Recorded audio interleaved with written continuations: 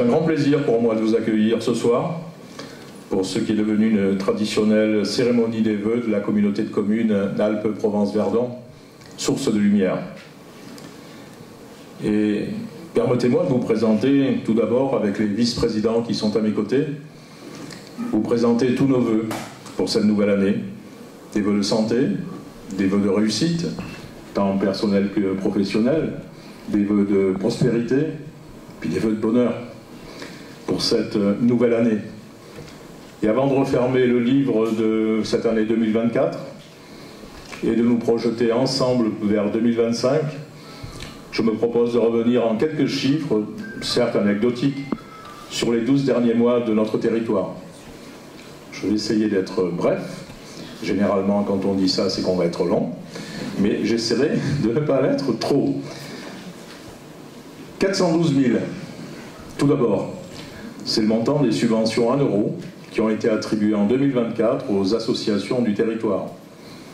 dont près de 70 000 € aux 3 écoles de musique, 74 000 € à Agriculture La Chouette, 16 800 € à Cap-Verdon, 85 000 € pour l'OIJS au Verdon, 55 000 € pour l'AEP Le Roc à Castellane, 51 000 € pour les Mistouflés à Notes, et tous nettement revalorisés en 2024. C'est donc un soutien franc, un soutien massif et pérenne que nous accordons à ces acteurs. Et je tiens ici à le souligner en les remerciant par là même pour l'action précieuse qu'ils mènent. 0. Eh bien, 0, c'est l'absence totale d'augmentation des taux de fiscalité locale décidés par le Conseil communautaire depuis 2020. Je devrais même dire depuis 2018. Et pour autant, avec une gestion rigoureuse et après un redressement qui a été opéré en 2020, nous affichons fin 2024 une capacité de désendettement à moins de 3 ans et un taux d'épargne brute de plus de 18%, ce qui nous place en tête sur la plus haute marche du podium des intercommunalités du département. Et cela nous permet surtout d'autofinancer sans emprunt la quasi-totalité des investissements que nous réalisons. Tout me laisse d'ailleurs à penser que notre compte administratif 2024 confirmera encore cette tendance. N'est-ce pas, monsieur le vice-président aux finances, Claude Camilleri, qui est derrière moi? Non, on ne dit pas Picsou. Et 129, plus sérieusement, 129. C'est le nombre d'utilisateurs hebdomadaires, hors scolaire, que compte la nouvelle salle multi-activité de Jérôme Morel, qui a été inaugurée à Barème, par la CCAPV. Un succès à la hauteur de cet investissement, de près d'1 million d'euros, mais qui a été soutenu de manière forte par nos partenaires, la région, l'État. Et donc, mon cher Jean-Louis, maire de Barème, engagement tenu. Ce qui avait été promis a été fait. Un autre chiffre, 3. 3 comme l'unification des 3 domaines skiables de Pralou, de la Foudalos et du Sénus, réalisé en un syndicat unique, sous l'égide du département, et en partenariat étroit avec nos homologues de la communauté de communes Ubaye-Vallée de Serponçon, que je salue et remercie. Puis après 3, 2 avec la sortie du domaine du Sénus, dont la compétence fut restituée par la CCAPV à la demande et au bénéfice de la commune d'Alos, depuis le 1er mai 2024. Une évolution de gouvernance qui traduit une volonté politique forte, celle d'accompagner le développement de nos stations avec une prise en compte objective et pragmatique du changement climatique. Mon cher Michel, on sera aux côtés de la commune d'Alos. Je peux te l'assurer.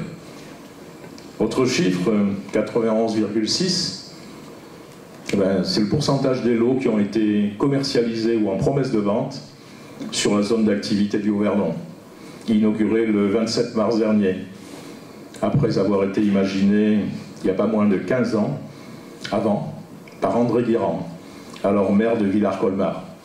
André Guirand est parmi nous dans cette salle et je le salue et le remercie pour cette vision, effectivement, de ce qui est devenu une réalité aujourd'hui.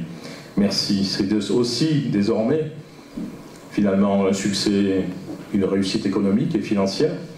Donc le pari est gagné. Et puis, un autre chiffre, 1730. Alors, 1730, qu'est-ce que c'est? C'est l'âge du bâtiment de la Respellido à Anote, dont les façades furent restaurées cette année par la communauté de communes, conjuguant ainsi le respect de la dimension économique de l'atelier de transformation végétale, mais aussi le caractère patrimonial de ce bâtiment qui est situé au cœur de la commune. Merci à l'État, merci à la région comme au département pour leur soutien dans cette opération. Et puis, encore quelques chiffres. 8 comme le top 8. Bien, le top 8, c'est le petit nombre de collectivités dans toute la région PACA ayant déployé en fin d'année 2024 les filières spécifiques de collecte des produits et matériaux de la construction et du bâti dans les déchetteries publiques. Eh bien, dans ce top 8, nous y sommes. Pour répondre aux besoins des habitants, comme des professionnels, nous ne cessons d'améliorer et de perfectionner nos sites avec près d'1 million d'euros de travaux qui ont été réalisés cette année. Et en dernier, les déchetteries de Pont-de-Guélan, de Castellane et de la Palus-sur-Verdon. Ce dernier site se développe pour devenir ainsi une véritable déchetterie, car la solidarité dans une intercommunalité, et c'est comme ça que j'entends, c'est faire en sorte que personne ne soit oublié. Et donc merci à la région, à l'État, merci monsieur le sous-préfet, pour votre soutien précieux au financement de ces opérations. Aujourd'hui, c'est chose faite. Ensuite, 7 659 200. C'est le montant des engagements en euros pris par la CCAPV et ses partenaires, l'État, via l'ANA, la région, le département et la CAF, pour lancer une véritable opération programmée d'amélioration de l'habitat sur les 41 communes de cette communauté. C'est une véritable ambition, améliorer les performances énergétiques des logements, adopter ceci pour le maintien à domicile, renforcer l'attractivité des logements dans nos cœurs de village, dynamiser l'activité économique des artisans locaux. Voici les objectifs principaux que nous nous sommes fixés à travers ce programme des 5 prochaines années. Et donc, nous nous donnons les moyens de les atteindre. Il appartient désormais aux habitants, et c'est le cas aujourd'hui, comme aux artisans, de s'en saisir avec l'appui et le relais indispensable des mairies et des élus locaux. Et avec Michel Bizot-Castaldi qui est à mes côtés, nous comptons sur vous. Enfin, 19, c'est le nombre de stagiaires inscrits à la première session de formation au brevet d'animation aux fonctions d'animateur, le BAFA, qui a été organisé par la communauté de communes en 2024 et pris en charge par la communauté de communes, avec près de 75% de réussite finale pour l'obtention de ce brevet. C'est autant d'animateurs qualifiés qui renforceront demain les effectifs de nos centres de loisirs et services périscolaires, contribuant ainsi à la qualité éducative de l'offre territoriale.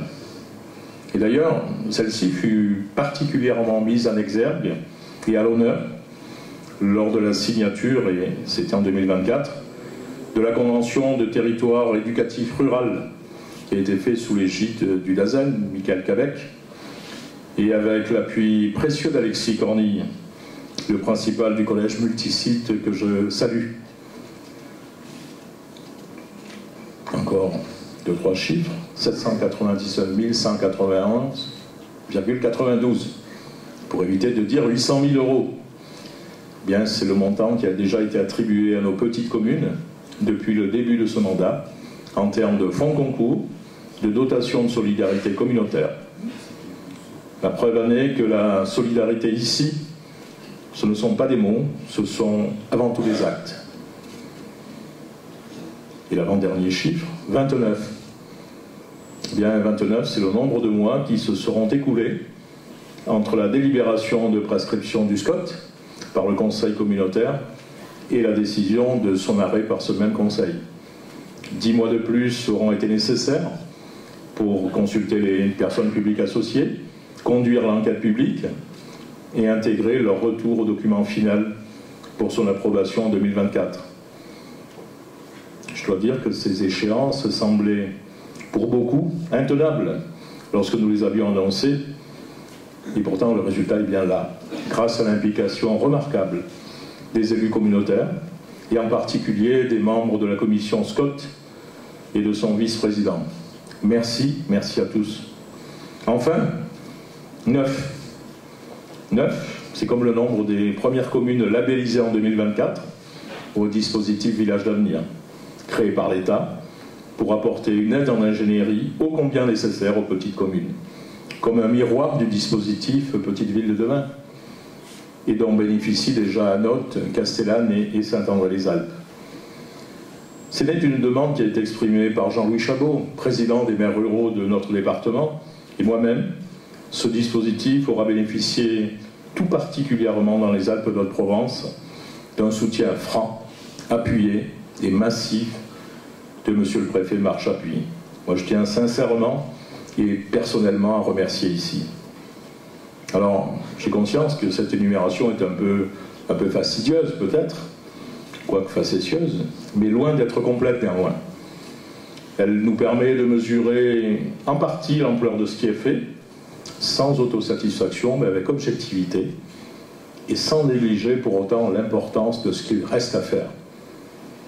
Et maintenant, avant de nous tourner vers 2025, et afin de l'aborder avec un maximum d'énergie, je vais vous proposer de visionner un court film.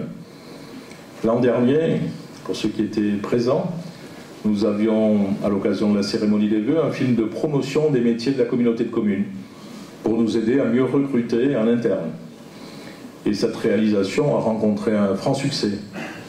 Et j'ai reçu par la suite beaucoup de sollicitations pour que l'on réalise un nouveau produit promotionnel qui encourage à venir vivre et travailler chez nous, au sens large du terme, et pas qu'au sein de la communauté de communes.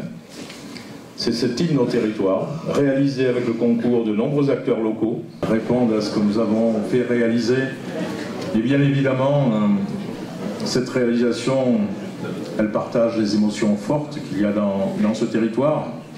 Et je dois dire que ce film sera disponible dans les prochaines semaines, en version courte ou en version longue, et pourra être utilisé libre de droit par toutes les communes, les offices de tourisme, tous les partenaires, mais aussi par les CPTS, qui nous réclamaient effectivement, lors des forums dans les facultés, d'avoir quelque chose qui présente ce territoire, tous les acteurs économiques et tous ceux en général qui ont besoin de valoriser l'attractivité de notre si beau territoire.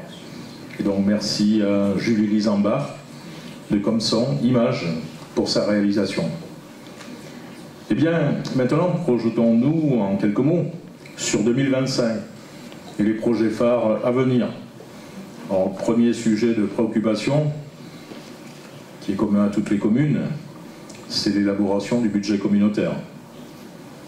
Et c'est un engagement, et j'ai à mes côtés notre vice-président en charge des finances, Claude Camilleri, et je vous confirme que ce budget 2025 sera une nouvelle fois construit sans aucune augmentation des taux de fiscalité locale. Comme nous nous y sommes engagés, et comme nous l'appliquons depuis le début de ce mandat, il y aura des ajustements nécessaires. Ils seront faits sur la maîtrise de nos dépenses de fonctionnement.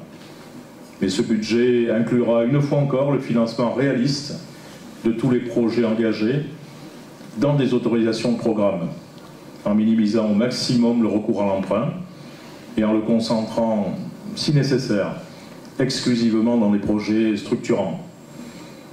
Et des projets structurants, l'année 2025 n'en manquera pas, puisque le siège de la communauté de communes est une salle culturelle multifonction, s'érige actuellement juste en face de cette salle polyvalente, où nous sommes réunis ce soir.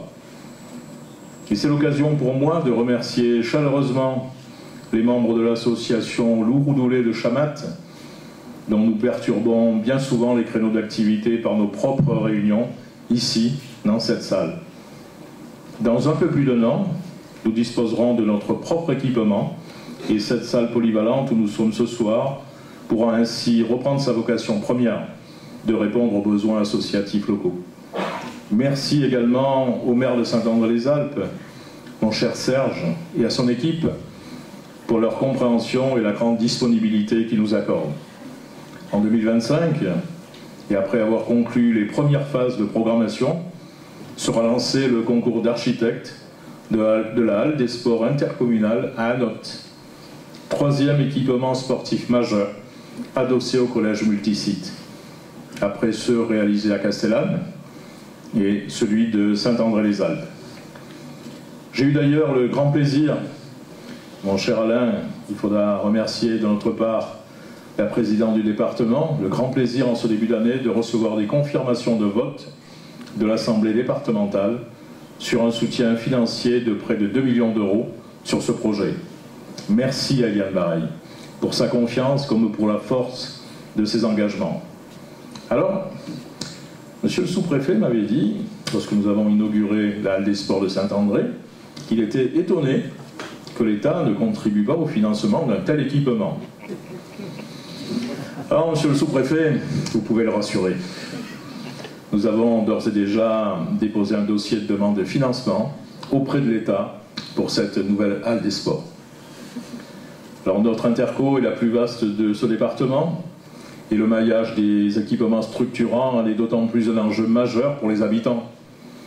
Nous engagerons cette année la rénovation énergétique du bâtiment intercommunal de Beauvais, qui héberge la maison de produits de pays, l'antenne de la communauté de communes, mais aussi les sièges et les bureaux de nombreuses associations, dont l'OIJS, dont la Chouette. Et nous lancerons les travaux de nos 3 ateliers relais pour les artisans sur Barème, Alons, Péroul. Et nous poursuivrons les études de configuration d'une plateforme bois énergie sur Barème avec le soutien précieux de la région. Nous amplifierons encore tous les moyens à mettre en œuvre pour concrétiser la stratégie que je défends avec force, la stratégie du aller vers les habitants, amener les services et la culture à eux. Ce sera la mission de la France Service itinérante que vous avez pu voir ce soir devant la salle polyvalente et qui sillonne depuis quelques jours dans notre territoire pour aller à la rencontre des habitants de ce qu'on a coutume d'appeler les petites communes. Ce sera aussi le sens de la mise en place à la fin du premier trimestre du portage opérationnel des livres entre les médiathèques et bibliothèques de notre réseau, et ça garantit effectivement que l'on puisse se faire livrer un ouvrage, des collections, n'importe où sur le réseau en moins de 15 jours. Ce sera enfin la mission de la microfolie mobile. Nous sommes les seuls dans le département dont nous n'attendons plus que le feu vert des fonds européens pour pourvoir au recrutement de son médiateur culturel. La richesse culturelle des plus grands musées français pourra ainsi devenir accessible depuis n'importe où sur le territoire. Eh bien, nous comptons aussi, dans cette microfolie, verser dans les années à venir nos propres richesses patrimoniales à ces collections nationales, en écho avec la démarche Pays d'art et d'histoire dont nous sommes aujourd'hui dépositaires. Et vous avez devant moi le panneau qui va être installé à l'entrée de chacun des 41 villages de cette communauté de communes. Pays d'art et d'histoire, nous nous attachons sur les fondements de ce label à faire rayonner la culture sur tout le territoire en la rendant accessible au plus grand nombre.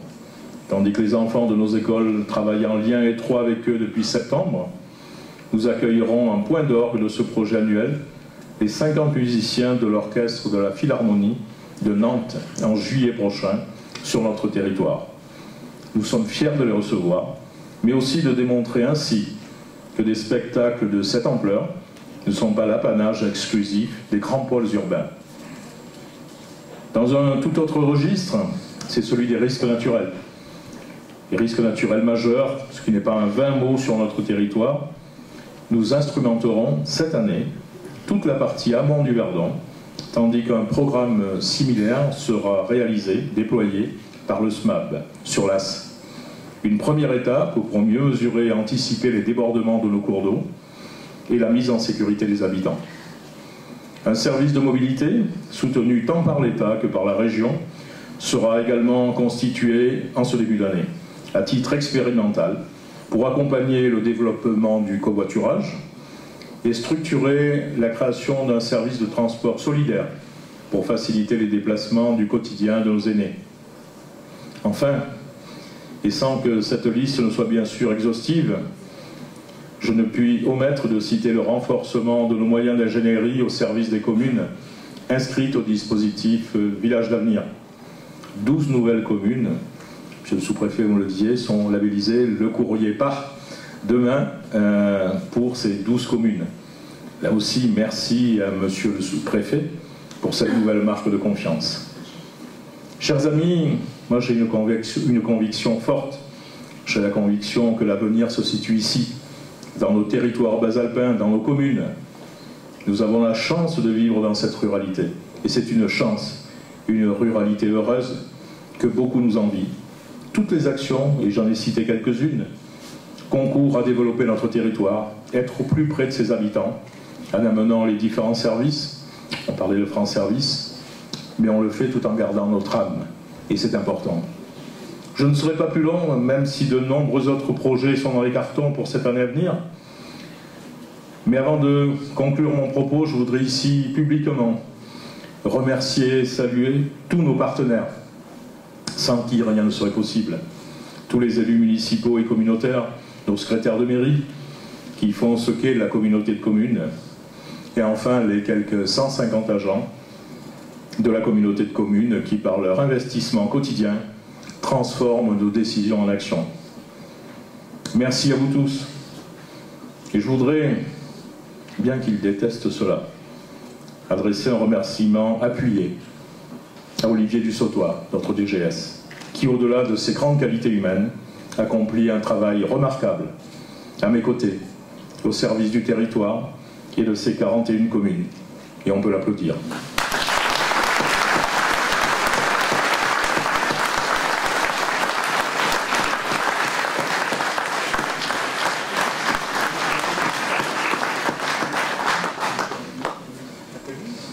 Chers amis, Gustave Flaubert écrivait « L'avenir nous tourmente, le passé nous retient, c'est pour ça que le présent nous échappe. » Alors, osons, osons et positivons, car comme le disait Coluche, alors d'une manière certes plus espiègle, les portes de l'avenir sont ouvertes à ceux qui savent les pousser.